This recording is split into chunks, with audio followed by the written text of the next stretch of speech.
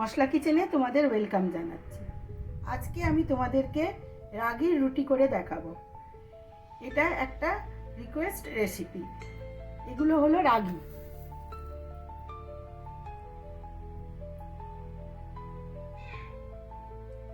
এটা সাউথে বাংলায় এগুলোকে রাগি বলা হয়, আমাদের মহারাষ্ট্রে এটাকে নাচনি বলে।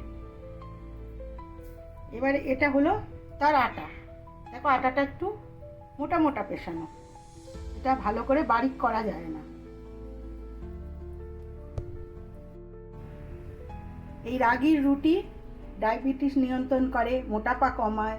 আর আমরা যে বাচ্চাদের ক্যালসিয়াম ভিটামিনের যে ওষুধ দিই, তার বদলে যদি আমরা এই রাগির রুটি তাদেরকে অন্তত দুটো করে খাওয়াতে পারি, তাহলে সেই ওষুধটা আমাদের না দিলেও চলবে। বাটির মাপে আমি আটা নিয়েছি, সেই বাটির মাপে আমি 1 বাটি জল গরম হতে দিয়েছি।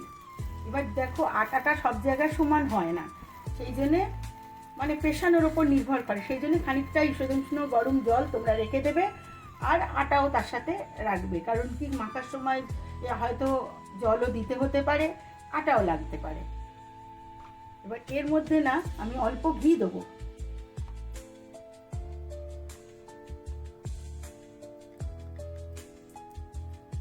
একদম 1/4 চামচ ঘি দিলাম।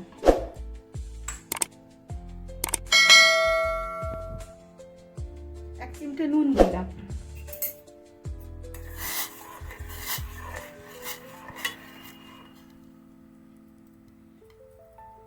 এবার এর মধ্যে আটাটা দিয়ে নাড়িয়ে আমি 5 মিনিট ঢাকা দিয়ে রেখে দেবো।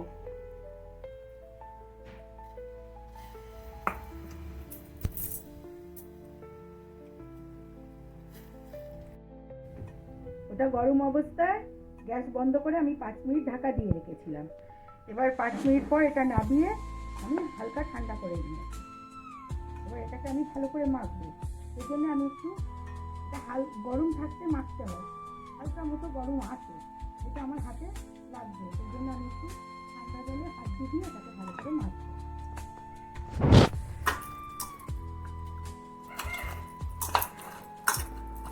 এবার এটাকে আমি এরকমভাবে ঠান্ডা জলে হাত ডুবিয়ে ডুবিয়ে ঠেসে ঠেসে মাখবো। ওদেরকে আবার দেখাচ্ছি। এই ঠান্ডা জলে হাত ডুবিয়ে খুব সুন্দর করে এটাকে মাখতে হবে, একদম মোলায়েম করে মাখতে হবে।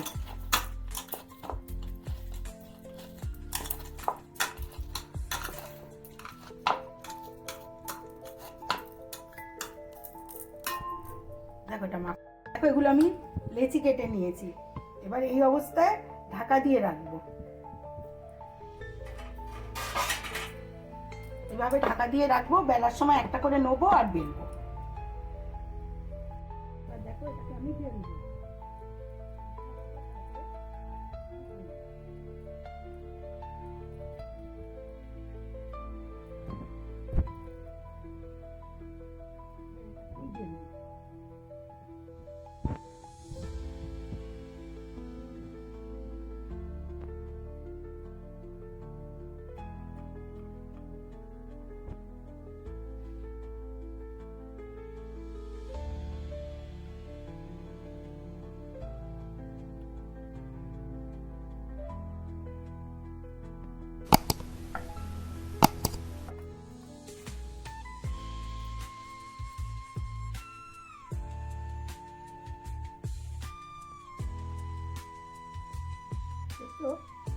একদম বারিক নয়, মোটা মোটা, এটা একদম বারিক পেশা যায় না।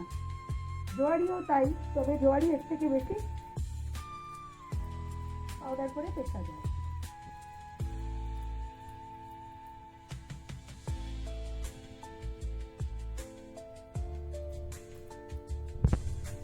দেখো এটা আমার বেলা হয়ে গেছে। সাইডগুলো একটু এবড়ো খেবড়ো আছে, তোমরা চাইলে এটা কিছু দিয়ে কেটে নিতে পারো, তাহলে পুরো গোল গোল হবে, কারণ এমনি বেলে না হতে চায় না ভালো মতো।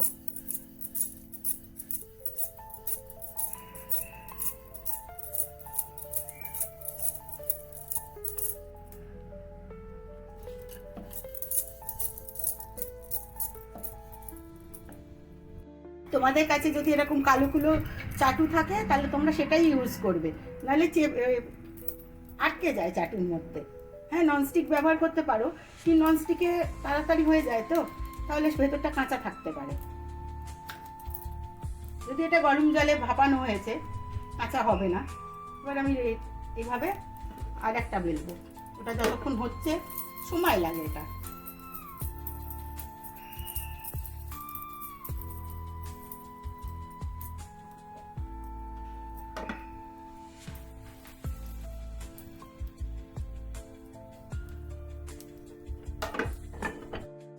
বাবলস এসছে, এবার এটাকে আমি উল্টে দেবো।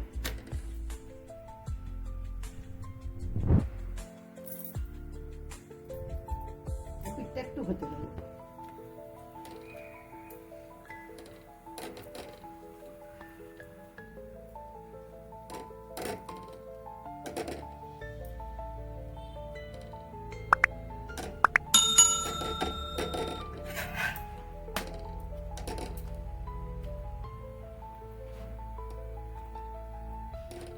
চেপে চেপে আমি ফুলিয়ে নেব।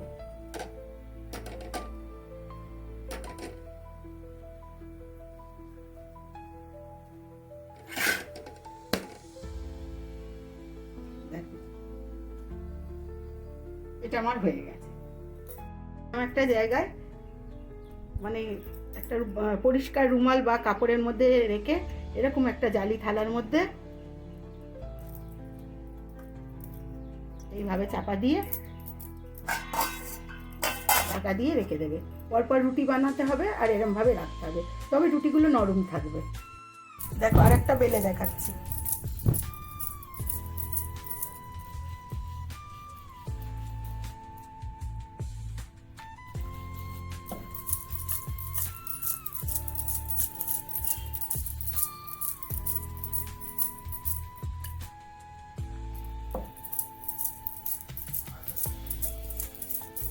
এটা আমার বেলা হয়ে গেছে, এটাও বাবলস এসে গেছে।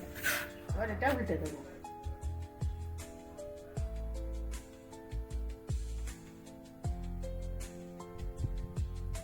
এভাবে উল্টে পাল্টে আমি এরকম খুন্তি দিয়ে চেপে চেপে এটাকে খুলিয়ে নেব।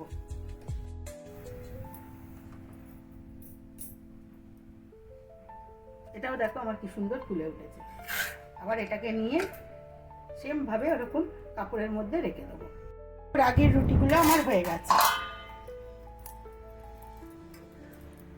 এক বাটি আটা থেকে আমার 5টা, আমি ছোট ছোট করে করেছি, 5টা রুটি হয়েছে। একটা, দুটো, তিনটে, চারটে, 5টা। এবং দেখো কত নরম হয়েছে। তোমরা যদি এইভাবে এরকম একটা থালার মধ্যে কাপড় দিয়ে এইভাবে ঢেকে রেখে দাও তাহলে এটা সুন্দর নরম থাকবে। আর তোমরা যখন জলের মধ্যে আটাটা দেবে তখন গ্যাসটা একটু কমিয়ে নেবে, কারণ যদি হাতে ভাপ লাগে, সেই জন্য এটা বলে দিলাম। দেখো